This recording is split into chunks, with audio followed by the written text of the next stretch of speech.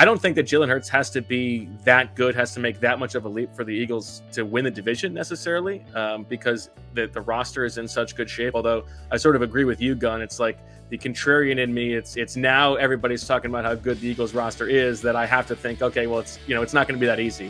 We've been through enough off-season wins to know that.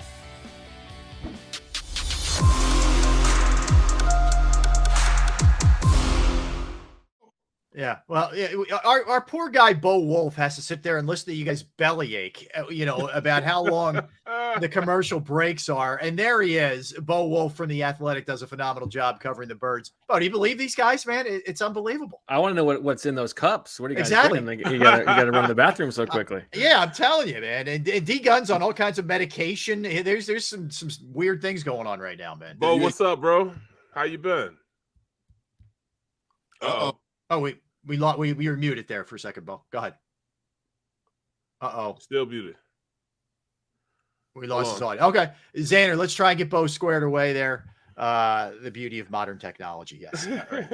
No, but I'm looking forward to talking to Bo. We haven't had a chance to have him on the show yet. And I haven't seen Bo since he worked for the Eagles, man. Yeah, Bo and Zach and Shield, all those guys. There we go. Bo, we got you back, man. You got us now? You hear me all right? Yes. Yeah, there we go. Okay. Bo, what's the photo behind you over your shoulder? What is that? That's an old photo from Life magazine of a World Series game, like a bunch of students watching it from like their apartment, like way above. Just an old baseball photo. What field? Yeah. What field is it? Do you know? That is the old Pirates Stadium. Crosley Field? Yeah, I think that's right. Yeah. Okay. Very cool, man. Very cool. Bro, how do you know that, Rob? I don't know, man. Because I'm out of my mind. That's why. It's really sad. You know why he knows there? What was that? Because he has no hobbies like we do. He has nothing. He has no hobby. It's a nice way of saying you have no life. It's a nice way. We tell him all the time, man. You got to get out. If there's no baseball, basketball, football, soccer, if they don't, what else is there? On, yeah. You probably the same way. Macrame, needlepoint. I'm going to start crocheting. How about that? We'll make that happen. Yeah, get some good recipes. Maybe Gunn can teach you how to grill. Yeah, there's no doubt about that. Well, look, Bo, man, it's been a wild, 4 or 5 weeks here from an Eagle perspective. Keep you on your toes, that's for sure, man. It's a good thing. I'll just ask you kind of basically, did you think that we would see this kind of activity and this kind of aggressiveness from this team this offseason, considering they maybe weren't quite sure about Jalen Hurts? Did you think they would be this aggressive?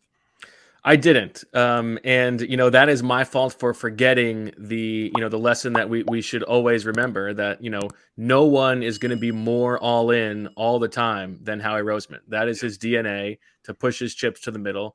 And I think what has been impressive about what he's done this offseason is that it has been unlike some of the, win now things he did in the post Super Bowl run. When it was sort of bringing guys back or committing to future years for older players. What's been so impressive about what he's done this offseason has been either, younger players like A.J. Brown, like that move is fantastic and sets them up well for the future, or it's short-term commitments. Like, James Bradbury is not even that old. He turns 29 this summer, but that's a 1-year deal. Hassan Reddick is younger for a free agent than you might find. He's 28 years old. I think that has been impressive to me, that he's been able to remake this roster and keep it young still. So that is maybe one of the lessons he has learned from the post Super Bowl decline. So Bo, everything looks great on paper. Great moves. The quarterbacks out there busting his hump on the West Coast, trying to get better. You fix some of the spots on defense. You bring in a primetime receiver. But I'm going to be the voice of doom, so to speak, right now. In chronological order, give me your top 3. Who's the most under pressure for this team right now? So I think there are 2 obvious answers, and the obvious answer is Jalen Hurts. We all know that the Eagles have set things up this season so that they can best decide whether Jalen Hurts is the guy long term. They have put the pieces at every position to make it so that they can properly evaluate him what kind of leap he makes. You know, their stock line is that they don't know what his ceiling is, but they're pretty comfortable believing that he's going to hit whatever that ceiling is, and maybe they'll be able to find that out this year. I think, you know, we know that they've got the 2 first-round picks next year. They're set up well cap-wise. If they want to make a run at a quarterback next offseason, they can do so. I sort of feel like it's more likely to be a veteran than trading up in the draft for a guy. That's just my sixth sense on that.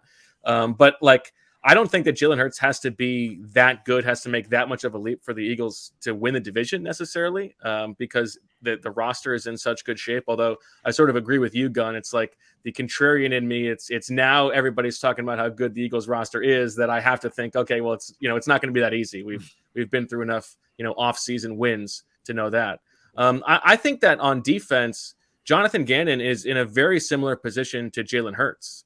And I think that like they have now filled out the roster where he has everything he should need, right? They have upgraded at all 3 levels. Linebacker has been a huge upgrade. That pass rush that was second worst in the league last year has been buttressed, and James Bradbury gives them a better complement on the outside than they had last year. Now we're going to find out if Jonathan Gannon can do something with those chips. Last year they were 25th in defensive DVOA. Like, that's not very good, and the talent was better than that, right? So I think we're going to find out this year if Jonathan Gannon is as good a defensive coordinator as he's widely regarded to be, and maybe he's a better head coaching candidate than a defensive coordinator. But if the defense is bottom 10 again next year, like, I don't know, do they bring Jonathan Gannon back? I'm not so sure, considering all the upgrades they made on that side of the ball. I'm trying to pick out like who's the third most guy under pressure. Would you say Kayvon Wallace? How about the coach? Yeah, the coach is a good one. The coach is a good one. I mean, he probably is under pressure. They've given him a lot, and if they back slide a lot, I think he would be certainly getting fire. I was going to say maybe like Miles Sanders, just because he's entering a contract year. Yep. And like, I'm not so sure that the Eagles want to commit to him long term, or to any running back long term rather. So he's probably like the player on the starting caliber level who I think is sort of under fire. Yeah, Bo, is that, you just kind of touched on it, but is it more of a reflection of there's no need to put a lot of money or long term into that position, or is it kind of like Miles Sanders? We don't love Miles Sanders. I think it's a little bit of both. Like, I don't think they're afraid to invest in the position resource-wise. Like, I think they would use an early round pick, like a second or third round pick, like they did on Miles Sanders. But the history of second contracts for running backs is so bad, and they're going to be aware of that I think they would be like, they're going to need to love him, as you say, in order to do it. And then I also think like there are 2 things. One is where if Jalen Hurts is the quarterback, he is sort of like a skeleton key to open up the running game for everybody else. And you don't necessarily need to invest quite so much at that position. And the other thing is like Miles Sanders is a finicky player, right? Like he led the team in yards per carry last year, but if you look at the success rate, he was worst on the team. So like, he is very much by the numbers and by our eye test, right? A boom or bust running back. He misses holes all the time to try to bounce stuff outside. And sometimes that means it's a 75-yard touchdown run. And sometimes it means, it's 1st and 15. Yeah, you're right, man. He's a joker, man. 2nd and 15, rather. He's a joker. He can make us look real good, or he can make the offensive line look real bad, man. It just depends on, his reads, man. So going forward, health and trying to bounce everything. Those are my 2. Well, you tell me, Bear. Like, how frustrating is that for an offensive lineman if you create the hole that you're supposed to, and he doesn't follow it? It's either I played with guys that either got to the hole and just didn't take it, or I played with guys who couldn't get to the hole, but see the hole where it's supposed to be at. So it's kind of crazy, man. You say that, man, because it is a position that they don't value, number one, but it's also a position on this team that's more valued than other teams with the amount of times that they run the rock and what they've invested in the offensive line to make sure that you can run the rock. So that's tough, man. But I want to talk, go to the other side of the ball a little bit, and everybody's talking about this safety position and how they need to go out and get another safety. I've been saying for the past couple of weeks, for the past month now, that I think they're comfortable with Marcus Epps. I think he's the guy that they want to play. He played substantially last year. I think there's Kayvon Wallace is on the hot seat. I think he's the one that's the X factor. He's the joker. He's the one that has to go out there and make the most improvement on this defense in order for this defense to work, for it to run. I think that's interesting, and I'm with you that they like Marcus Epps, and I think we do have to remember that like this position in the defense last year, that the safety spot, like there was not a lot asked of that position, right? Jonathan Gannon was having them play so far deep, and I think that it's a conscious decision on the Eagles' part for this defense that if they're going to go light somewhere, it is safety. But I have a little bit more confidence in Marcus Epps than I do in Anthony Harris, I think, because Marcus Epps is an ascending player. He's a young player. And I like what he did last year, whereas Anthony Harris is in the decline phase of his career. And so you're hoping that like one guy is going to pass the other on their way down.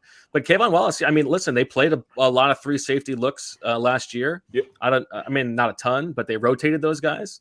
And if you want to spell Anthony Harris, you're going to need a third guy. And Kayvon Wallace is definitely on the hot seat in terms of playing time. I mean, he has been each of the past 2 years, like it's been a good training camp. And then he gets nicked up and he can't really get on the field on defense. And so, yeah, it is. I think it is sort of, put up or shut up time for Kayvon Wallace. Hey, Bo, how much does the potential of Tyree Jackson intrigue you? Well, it does. The late season torn ACL is tough. And I think that's why they drafted Grant Calcaterra. But I think it's definitely intriguing. You saw in that the week 18 game rather what he could do with Gardner Minshew. I think what's interesting is that I think by the numbers, the Eagles were the best offense in the league last year with 12 personnel with 2 tight ends on the field.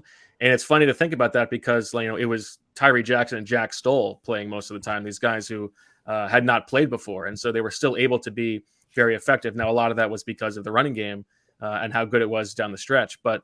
Yeah, I think Tyree Jackson's a guy that they like a lot. And, they brought in so many guys last offseason who were sort of tight end projects, these athletic guys, and they were just hoping that one of them would hit. And I think they were probably a little surprised that Tyree was the one who did seem to hit. But I think they do have high hopes for him. I'm not sure exactly what his timetable is. I'm not sure that he'll be ready for the start of the season. Well, how big a game changer is A.J. Brown for the offensive side of the ball? I mean, I think it's huge. I think I don't want to say it solves the offense, but it's like if you were going to design a player to bring into this offense, like AJ Brown's the guy. And I never know whether to believe that you need like different types of receivers as much as like, wouldn't it be great if you just had like Devontae Smith cloned and you could have 2 of those guys? Isn't that fine? Wouldn't the offense be fine? But in terms of like the styles that they complement each other with, it seems like it's perfect. And, one thing that we heard about Nick Sirianni's offense last year heading into the season was that he really wanted to emphasize, yards after the catch. And they didn't have a lot of that last year. They were towards the bottom of the league. And if you're going to add a guy, it's like it's Deebo Samuel and A.J. Brown, the 2 best yak receivers in the league, basically. And so he gives them a totally different dynamic on offense. I think he obviously takes away attention from Devontae Smith and Dallas Goedert and even Quez Watkins, who I think had like an underrated year last year. I think has a number 3 receiver. Like those top 4, Goddard and those top 3 receivers, it's hard to think of like a deeper top 4 in the league. And so, yeah, I mean, it all goes back to we're going to really find out about Jalen Hurts with what he can do with those. Well, all right. So let's just stay on that for a minute. Do you think, and we all know he adapted his offense last year because they were limited in weapons and they went to the running attack. Does he start off with he meaning Sirianni and Steichen? Do they start off with kind of training wheels here for Jalen, or is it suddenly Nick's running the offense he wants to run, man, and get on board here, Jalen? How do you think it looks early? Good question. It's a good question. I think his answer would be that he wants this offense to be unpredictable, that they can sort of change their personality game to game based on the matchup. Like sometimes they could be that run heavy team like they were down the stretch last year. And sometimes they can be, spread it out wide. We've got 4 dynamic receivers. Let's throw the ball, sort of like they tried to do in the beginning of last season. I think, this is one of those things where, again, it's like, I don't know whether to believe that this matters, but, this emphasis that this is the first time that Jalen Hurts has had the second year in an offense since high school. I think they're not going to be training wheels. I think they want to be able to give him more on his plate to handle and sort of going back to deciding whether he's the guy. Can he handle that more being on his plate in terms of, pre-snap reads and stuff like that? Does Whiteside have a chance, and of making this team this year? They move him to tight end. You look at the structure of the tight end situation right now. They drafted Calcaterra. We think Tyree Jackson's going to come back eventually. They like Stoll. Stoll's okay, yeah. Is Whiteside riding on borrowed time right now? I mean, I think probably. Yeah. I think they like him. You know, Sirianni likes him as a guy because he does everything he wants him to in terms of buying into, you know, the competition and fighting for his spot and sort of accepting his role and his athletic limitations. I think he's certainly got a better shot to stick at tight end than he would have at wide receiver. Yeah. Like, who's more likely to make the team, Arcega-Whiteside or Jalen Reagor? I mean, I guess Reagor, but maybe it ends up going back to Tyree Jackson. Like if he's on PUP to start the year, maybe that opens a spot for JJ. Well, all right, you brought up Reagor. What does this look like for him? Because you're looking at a depth chart with your first two here that are obvious, Devontae and AJ, and then you throw a bunch of other guys in there, Quez Watkins, etc. How do you think this looks for him? And will they admit that mistake, Bo, is the biggest question, because it's only 3 years ago where you took him ahead of Justin Jefferson. Right. And in Howie Roseman's history, he has been slow to admit mistakes on those guys. Right. Mm-hmm. I mean, listen, he comes into camp at best as the number 5 receiver. Right. Yeah. You've got Brown, Devontae Smith, Quez Watkins, Zach Pascal. And if he's going to be the number 5 receiver, he's got to do the dirty work. Right. Or he's got to be a special teams threat. And he's had a couple nice punt returns, but he's also super unreliable back there. Right. Like, you can't really trust him there. Just go to the playoff game. Yeah, like I don't know. I think the fact that he's still on the roster probably tells us that there was not a lot of interest in him league wide. I think if the Eagles could have traded him during the draft for a late round pick, they would have, because then you get off the guaranteed money for this third year of his rookie contract. So I think that means he's probably in camp to compete. And like, I don't know. I'm not so sure he's going to make the roster. I mean, it depends on if he can be a little bit more reliable for them, but I think right now, like, I would go slightly less than 50% that he's on the team, but it's sort of right on the bubble, I think. Do you think the Eagles are better than the Dallas Cowboys on paper right now? I do. I mean, I think they're better everywhere but quarterback, right? And quarterback matters more, so it's a true toss up. But I mean, it was a 2-game difference last year between the two of them, 2 or 3 game difference, and one team got better, one team got worse. So I would say, I do think the Eagles, I would make them a slight favorite. But again, I go back to the same thinking as you, Gunn. Like, I've been through enough, like, the Eagles had a great offseason and then it doesn't turn out well to know that the fact that I think they're going to be good means they probably will disappoint. We debated the rookies a little bit earlier in the show, Bo, and we were looking at a couple guys, but kind of mixed reviews on how much we thought Nakobe Dean was going to play. Do you see him as a starter? Do you see him as a guy who gets a lot of reps this year? I think so. I think he's going to, I think those 3 guys, him, Kaiser White, and TJ Edwards, I think they're all going to play like maybe close to an equal amount. I don't know exactly how they're going to split up that playing time, but Kaiser White is a guy who like before free agency started, I was like, this guy makes a ton of sense for the Eagles, a coverage based linebacker, former safety who had a very good year last year. And like, it was one of those things where the longer he lasted, it was like, why is he still available? Why didn't the Chargers want him back? But I think he's probably penciled in to be the primary, passing down linebacker, balancing out some of TJ Edwards' athletic limitations. But I think Nakobe Dean, the Eagles are insistent that there's nothing to worry about with his shoulder in terms of being on the field right away. He was on the field in rookie minicamp for whatever that's worth. I think he's going to play, and I do think he's going to play a lot. I think it wouldn't be a shock to me if he ends up leading them in snaps, although I don't think it'll be sort of an every down level. I think those 3 guys, they'll have sort of different packages for them and rotate them around. Well, let me ask you this then, sticking on the defensive side of the ball, do you think Gannon plays more 4 down front or 3 down front? I think they're signaling that it's going to be more odd fronts. And I think that's part of the Jordan Davis pick. I think that's, obviously adding Hassan Reddick. And there was, Hassan Reddick had a little interesting tidbit in his press conference the other day when he mentioned that the outside, like, pass rushers, the edge guys are in a separate room. Like, they have a separate position coach, Jeremiah Washburn, then the defensive linemen, and then the linebackers, which is different than last year. Last year was just the defensive line and the linebackers. And so that has been like codified so that it is different. And I think My expectations are that they're going to play more odd fronts. I think they wanted to play more than they did last year. And, we saw it in training camp. And then I think Gannon just realized that the personnel wasn't quite ready for it. And I think some of the moves that they made this offseason was to prepare to be playing a little bit more odd front than even front. I think Fletch didn't want to play that.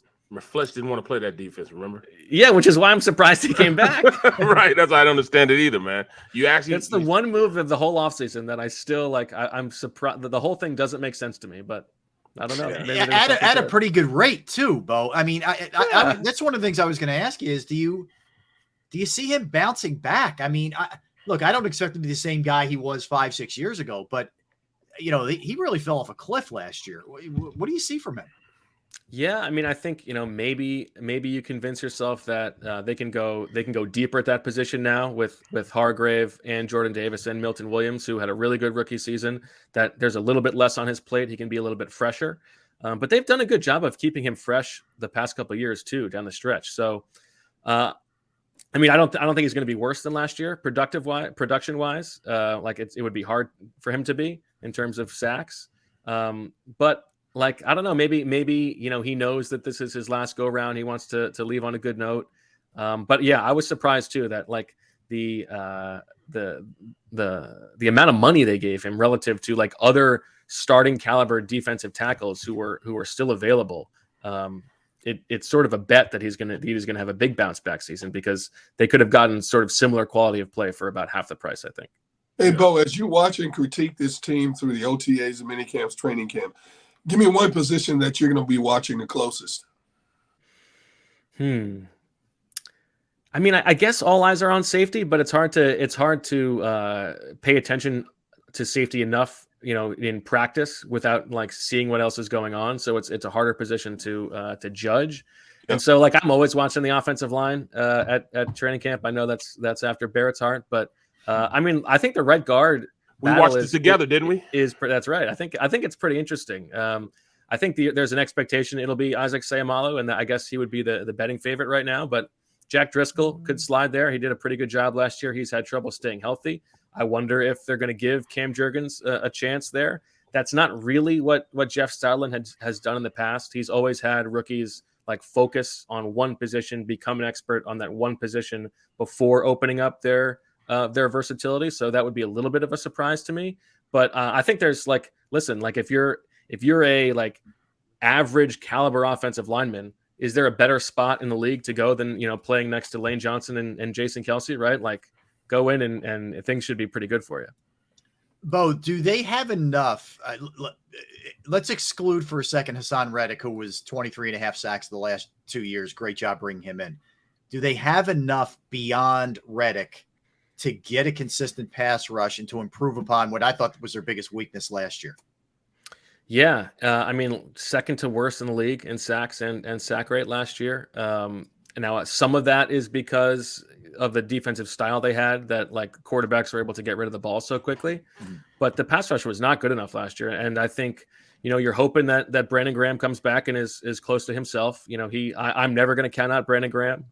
That's for sure. And he says that he's feeling good. Again, another guy who might be entering what is his last season. I think it's one of those things where, the depth is good enough now that, Derek Barnett goes from being your number 2 defensive end last year to your number 4, pass rusher this year. So just like the depth that they can throw on any down, they can throw any 2 of Reddick, Graham, Sweat, Barnett, and those guys will be fresh. I think that's what they're hoping makes a big deal. And also the upgrades at defensive tackle, like taking some attention away. So, I don't know what more they could have done. And so I think they've done a pretty good job. Yeah, it's rare you can address. I know safety people are still concerned about, rightfully so, but it's rare you can almost hit everything that you needed really badly in the offseason. Yeah. I mean, again, everything's on paper. We get it. It's May. Right. All the qualifiers you throw with it, but you look at it. It's been a damn impressive offseason for Howie. Yeah, and even if you go back to last year's draft, like just how much this roster has changed over the course of, I guess 14 months or whatever it is, it's crazy, because entering the draft last year in terms of like young talent on the roster, proven young talent, it was like Dallas Goedert and I don't know, nobody else. Like Josh Sweat took a leap, Jordan Mailata took a leap. Avonte Maddox, they give him an extension. And the draft class from last year looks really impressive. Those first 3 picks all come out, and then all the moves they made this offseason, like just the state of the roster, from April of last year to now has been really impressive. A really impressive turnaround. I think Howie gets a lot of credit for that. Bo, last one for me. The Colts have signed Nick Foles. He joins Frank Reich and Matt Ryan and that crew. Jim Irsay doing whatever he can to just needle Carson Wentz, whatever he can do. Yeah. One of the great troll jobs we've ever seen. Yeah, he's going to start becoming a South Dakota State booster. Like he's going to do whatever he can.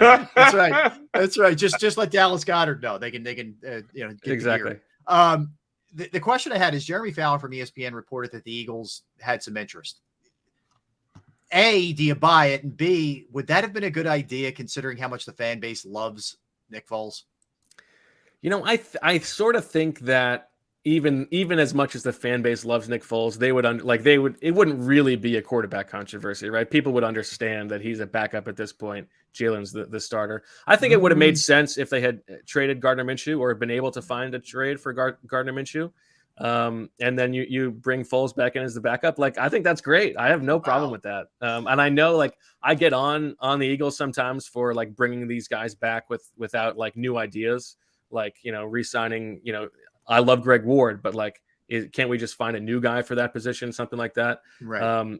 I don't know. Foles, I think it would have been fun. It would have given the team a little juice, but maybe they were just, it was like when the Eagles said that they wanted to do right by Nick when they released him and let him go to the Jaguars, which like that just means they couldn't find a trade. Maybe it was like this was them doing right by him by letting his agent have some leverage that there was another team involved. Yeah, no question. Well, look, he's a straight shooter with upper management written all over him. We know that about Bo Wulf. You can check out his work at the Athletic PHI, and of course you can follow him on Twitter at Bo_Wulf WULF. Bo, we appreciate it, man. Thanks for joining us on the show. Thanks, guys. Have a good day.